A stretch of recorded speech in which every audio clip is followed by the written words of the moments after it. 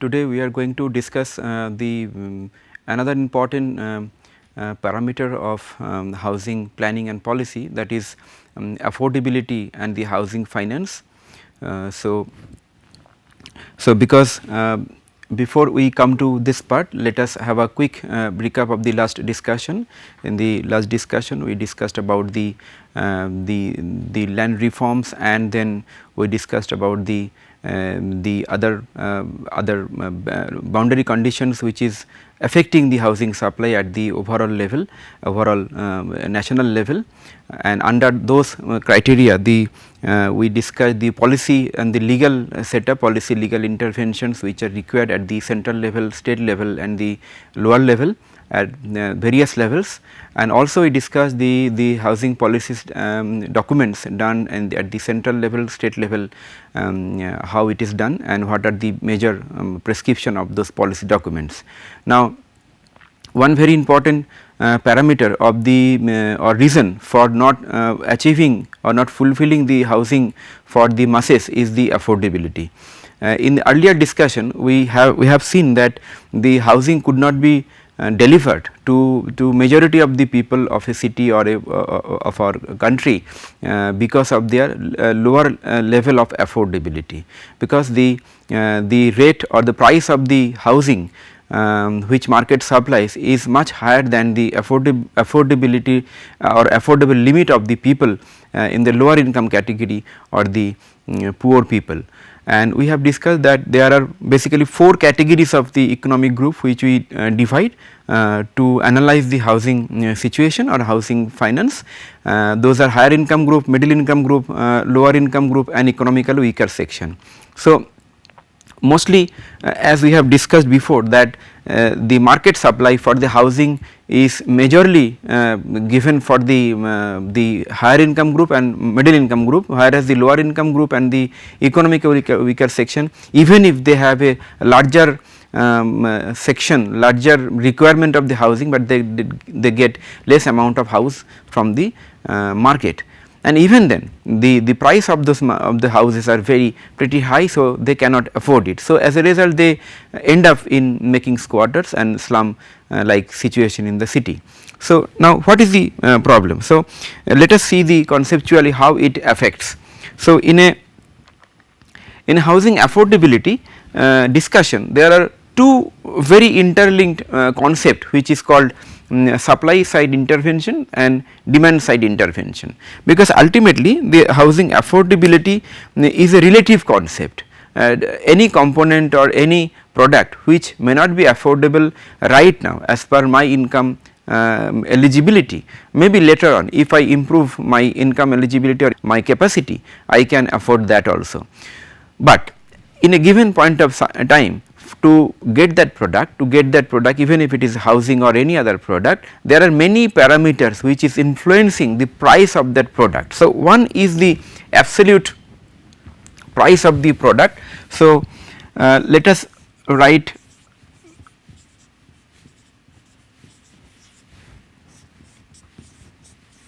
the housing affordability. So, one part is that if this is the housing affordability limit for a particular economic group, this is the affordable limit. Now, how we decide this limit? Initially it is to be decided based on the purely the income criteria. Sometimes it is calculated based on the percentage of the monthly income. It may be 30%, 25% of a family income. So, based on the income limit and based on the percentage, that criteria is fixed. So, if this is the limit of the affordability limit of particular income group, it may be economically weaker section, it may be lower income group, and maybe that this is the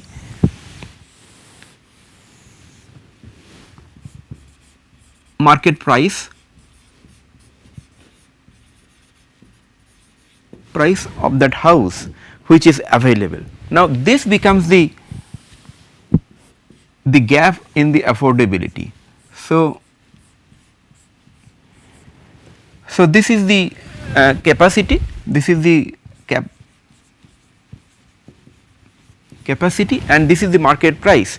So, this becomes the gap which need to be recovered, which needs to be fulfilled to bring or to supply more amount of affordable houses. Now, this gap can be fulfilled in two ways. Either we reduce the market price by some method or we increase the capacity, so that somewhere in between the gap we make some situation where with the enhanced capacity we can afford a product which is a housing or a basic house which is lower than the market price. Now, to lower the market price of any commodity there are several inputs. So, we need some input to lower the cost of a house, and those inputs or actions are called as supply side,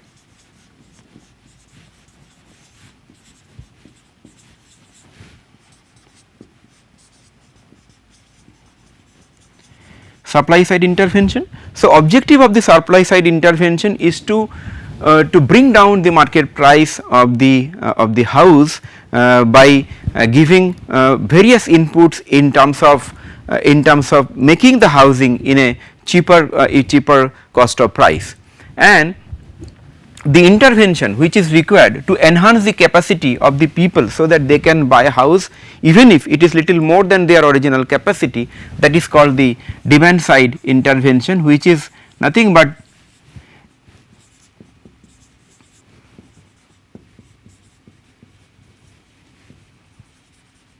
intervention.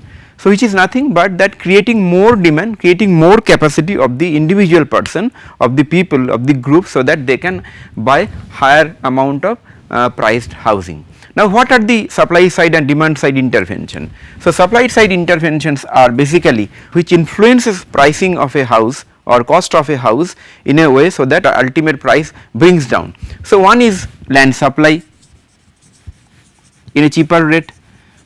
We have discussed that the component of the housing cost is the land, the building and the manpower and the administrative cost. So, one of the major cost of the housing is the land. So, if the land is supplied in a cheaper cost, last day we discussed the land management also, land management after the policy discussion. So, in land management we discussed that we have different sets of land management styles, and based on that the land can be supplied in a comparatively cheaper rate for the mass housing. So, one is the land supply.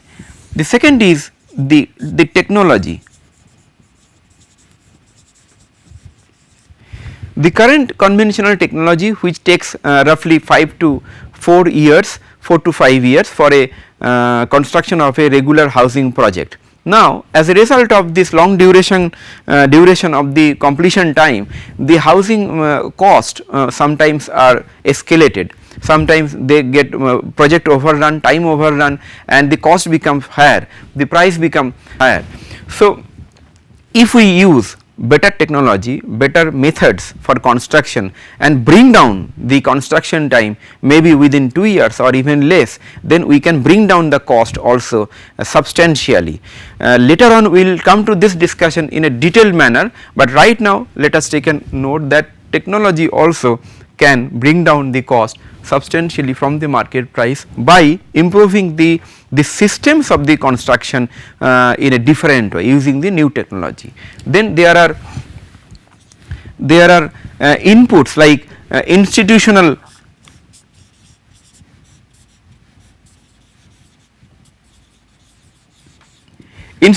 like if the delivery or the housing providers, the government and the private, they are efficient, they are effective in delivering the service, delivering or the discharging or disposing the housing units in a quicker time, in a efficient manner, then also the housing price could come down. And also with this the government policy like say tax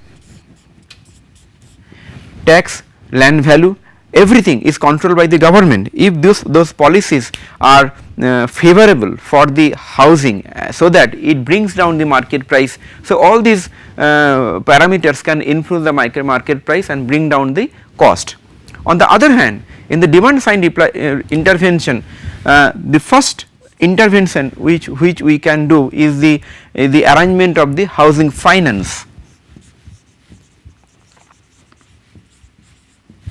20 years back, we have seen that there was no formal housing finance. A person, after working for his lifetime, for a great period of time, after that he construct his own house and make his house. But right now, because of the housing finance, in terms of housing loans are available from the various nationalized banks. So, people are taking those loans and making their houses in a greater easiness and greater convenience. So, housing finance is one major demand side intervention which creates more demand, which enhances the affordable capability or capacity of the people. Then second is the government policies, like say reservation.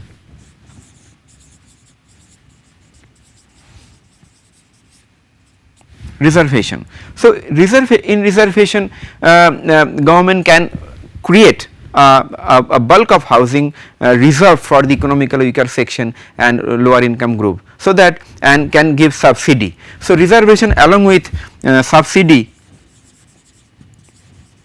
or cross subsidy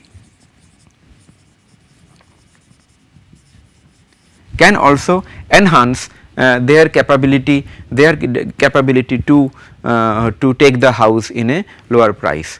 And apart from that, also there could be policies like say interest subsidy.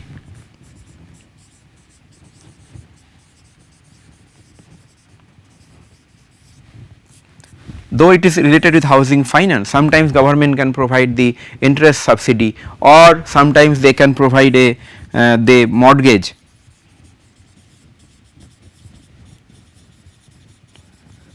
property. So, mortgage property, against the mortgage they can take the finances and they can enhance the capability. So, these are the two sides of the balancing act in the housing affordability, which influences the or controls the market of the housing affordability, and somewhere we fix the affordable limit of a house of a particular economic group. But by and large it used to be determined based on the income category. Now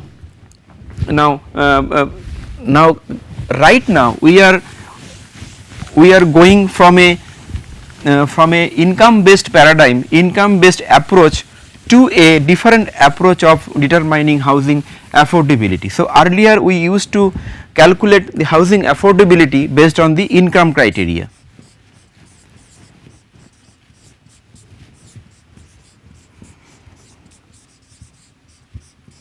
Income criteria. That is why in all public housing projects done by the housing boards and the development authority or the any state or central government authority, you will find that the housing units created for the lower income group people and economically weaker section, those are reserved and those are given only on the basis of the income criteria. And there are also limitations, like if a house is given to those economic group, they cannot sell it out, they cannot rent it out. So, flexibility is less. So, for that reason right now people, there is a concept that instead of going for a income criteria, there could be the gradation of the affordability based on the area, the floor area of the floor, so that in housing project if you offer different kind of units based on the different category of the people, different size of the units, so that different category of people can purchase those units, starting from the smaller unit, medium unit, large or very extra large unit. So, those kind of approach is coming, and those are current paradigm which is is a major change from the income criteria based approach to the area based approach. Now, let us see the further section how it is working. So, right now as we told that from the income based approach to area based approach. Let us see an example. Here you can see the Government of India, they have mentioned for economically weaker section a built up area of 300 square feet, and for LIG 300 to 600 square feet. Similarly, the state government, like state government of West Bengal, they have mentioned the price cap, the maximum price cap also, and also they have mentioned the built up area, which is almost similar, this is little extra than the Government of India stipulation, and this is almost similar, little more or similar, 400 to 600 square feet. So this area and the price cap is the current paradigm of the Government of India and various state governments, what they are thinking in the housing affordability. Now from this point we will go to another section called housing finance, but before housing finance we will come back to again this affordable part when we discuss the government programs, current government programs like Pradhan Mantri Awas Yojana. So some part of the affordability definitely will be discussed during that discussion in subsequent lecture. Now let us see that how housing finance as a concept of demand side intervention can take a large role, and what is the concept of the housing finance as a whole. So basically housing finance is the concept is the to make the finance available for purchasing a house or to make the people affordable to purchase a house or land, that is the concept. So why it is given? It is given basically to purchase the home, land or apartment, or sometimes it is given for the renovation of the own home. For example, you have purchased a home, you are staying in that home, but after some time you find that you need some renovation, alteration and retrofitting of that particular unit. So you can go for the housing finance, it is also available. And also apart from this financing, there could be project finances for the developers who are constructing the housing project. The housing finances are also available for those kind of requirement. Then transfer of existing loan, that one finance under a nationalized bank can be transferred to another bank considering different situation and need, that is also possible. Some banks, some financial institution offer that also, and also the enhancement of the existing loan also possible if there is an enhancement of the scope of the work. For example, you are purchasing a house or apartment, you have taken a housing loan from a bank, and after some time you want to make a kind of a renovation of the internal spaces or make a very intricate interior decoration. So you can enhance the amount of the housing loan. Then there are two major categories of the housing finance. One is the project finance for housing projects, it is meant for the developer.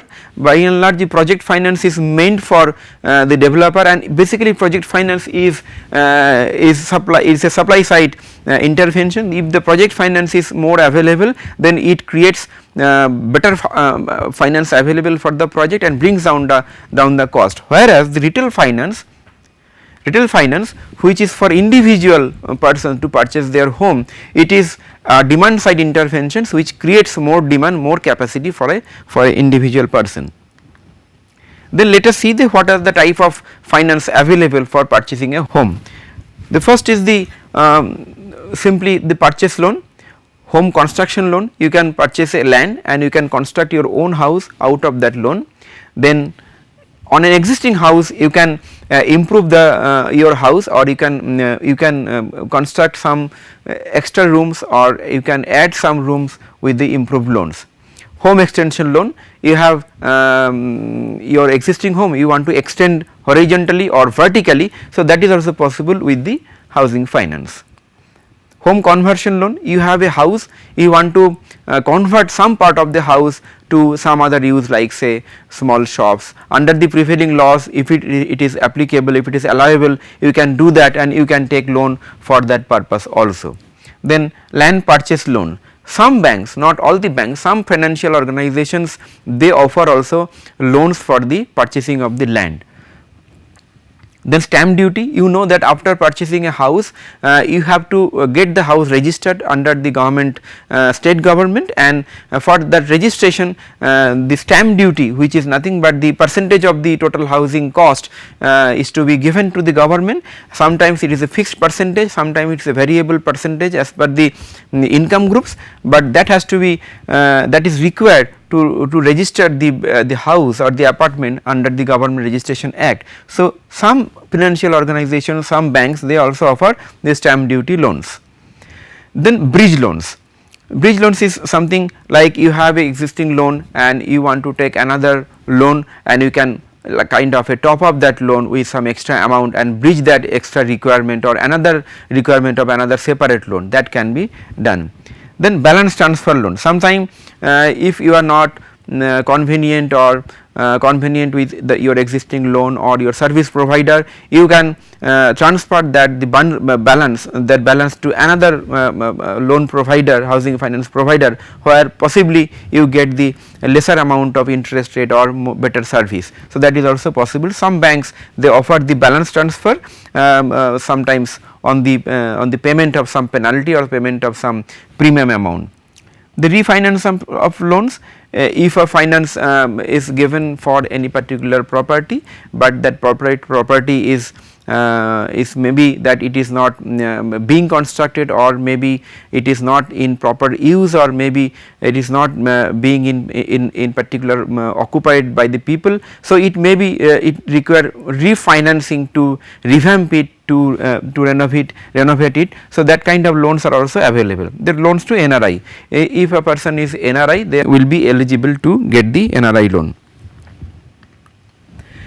Then who are the providers of this loan? There are housing finance institution under the overall control of Reserve Bank of India, like HUDCO, Housing and Urban Development Corporation, HDFC, SBI, PNB, or many other nationalized banks. They provide housing loans as per the prevailing interest rate. Apart from that, there are microfinance institution in the rural and informal sector who provides loan to the people, including housing loan. Basically, all different type of household need, they provide loans like Bandhan. Then let us see how the housing finance operates. So, initially you have to apply for a home with a basic booking money. It may be some few thousands, some few lakhs, that you have to arrange from your own money, own earning, except few subsidized government project where government directly provides that booking money also, but by and large the booking money has to be given by the owner. Then after you book the particular apartment, then you apply for a home loan to the particular government organization or financial institution. Then that particular institution or the financial institution or bank will inspect and assess the eligibility. They will assess your eligibility to get the loan, whether you are eligible to get the loan as per the requirement, or and they will inspect the property also, or inspect the possible house which you are buying or you are planning to buy, and after after being satisfied with the assessment of your eligibility and inspecting the property, they will do the approval of the loan, and the loan will be disbursed as per the contract with the developer. And for every installments, like if a developer takes the money in say equal 5 or 6 installment, in every installment will have two parts. One major part will be given by the bank authority, and another small part like say 15 to 20% amount will be given by you, which is called as a margin money. Bank never gives 100% money to the borrowers. They always gives money up to maximum 85% or 90%. So, remaining money you have to give instantly. Later on you can pay the money given by the bank. Then after the as per the agreement, maybe after starting of the loan or maybe after the construction of the house, your repayment for the remaining money, margin money is already given by you, remaining money, that is the loan amount, is being repaid. So, your eligibility depends on the policies of the housing finance institution, but however, this acts as a collateral security, like even if you have the income eligibility, you have to, sometimes the bank they prefer that if you have a collateral security like house or land as a mortgage, they will be better to give the loan easily. And usually repayment takes place maximum with 30 years, and the EMI is determined by the surplus from the monthly family income, which is maximum up to 60%. That means that is the internal calculation of the financial institution. They will calculate your capability of monthly installment after deducting your possible monthly expenditure, but otherwise it will not go beyond 60% of your monthly remuneration, and based on that they will calculate, and they will calculate your eligibility of the loan. So, interest rate is varying. It was very high, like 17% in 1996 to only 8% in 2005, and now it is about 9.5%, average 9.5% in all the banks. So, depending on the government policy and government financial policy, the housing loan interest rate varies time to time, and sometimes for poor people, for economically weaker section and lower income group people, within this interest rate also government sometimes provides the interest subsidy. Now, let us see what are the major problems and the issues. Now, these are the institutional, these are the loans which is basically formal way of getting a financial help, but common people, poor people, sometimes they cannot access because of the formal procedure. So, that is the first problem. Second is the product, the loan as a product, housing finance as a product, sometimes they lack of diversity.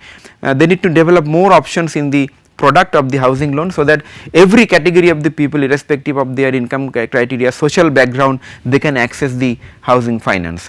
Then transparency and accountability of the financier. There are many housing finance organizations whose transactions are not may not be transparent. So, this is the areas of concern which you need to discuss, and also there are concept like NPA.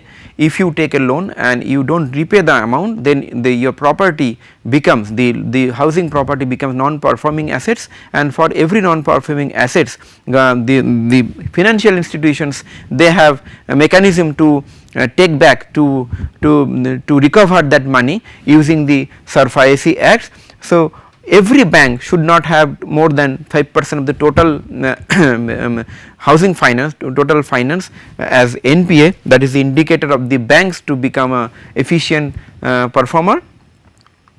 And so, issues are collateral security, because some of the banks they insist on collateral security. Without the security they do not provide the housing finance.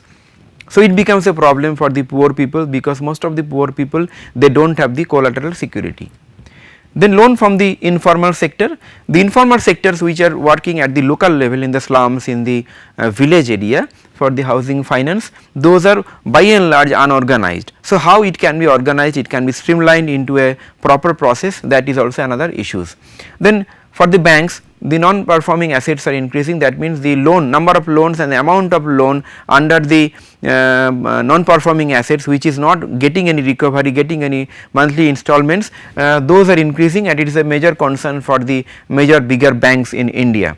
Then also another very important part is flexibility in the repayment. Right now the banks, they take money in terms of the equated monthly installment, but it may happen that in a lifetime of a people, there might be hard times for the people where they cannot, maybe they cannot repay that money in a particular month, or maybe they will be earning more money after some time. So, there could be flexibility that in some of the months they can repay very lesser amount of the average EMI, in some of the months they can be eligible to repay the more amount of money. So, this flexibility of the repayment should be there in a housing finance package in a better way. And another thing is transfer. Sometimes transfer of the loan amount is from one bank to another bank, or from or withdraw the loan is also becomes cumbersome, or it is not easy for the people. But slowly all the banks and the financial institutions, they are coming forward to make it easy for common people. So, let us summarize very quickly. So, today we discussed the affordability and the housing finance. In affordability, we discussed that affordability is the criteria, the financial criteria to purchase a home or land, and affordability depends on, basically it is relative and it depends on the income criteria, and since it is relative, it is depending on the two factor. One factor that it reduces the price of the product, and another factor which increases the capacity of the people. The first factor which is which reduces the cost of the housing, that is called supply side intervention, and the factors which increases the capacity of the financial capacity of the people to purchase a house, it is called demand side intervention. Now, housing finance is one of the great demand side intervention for individual person, and also housing finance can be very great, very helpful for the project finance, which can deliver as a supply side intervention. Housing finance is basically given on the basis of income eligibility, and it is given to the people up to extent of 85 to 90%, remaining money the individual person has to repay in terms of equated monthly installment. The more or less it is repaid in the maximum duration of 30 years. The major housing finance institutions are like HUDCO and the other nationalized housing banks, who provide the housing finance for the common people and also for the projects. And the major concerns in the housing finance subject is the since it is the formal mechanism of the getting housing finance, some people, poor people, common people, sometimes they are not accessible, they cannot access the housing finance easily. The collateral security demanded by the banks, sometimes it is not possible for a common people or poor people to deposit the collateral security. And also for the bank side, the cases of the NPA, non-performing assets, are increasing, which is a major concern for the bank, and flexibility in terms of repaying the installment is another area which needs attention. So, based on that, next day we will discuss the another supply side intervention, that is the technology system which we touched today, that how a technology system can deliver more housing in a lesser amount of time and can reduce the cost of the housing in a greater extent. So, thank you.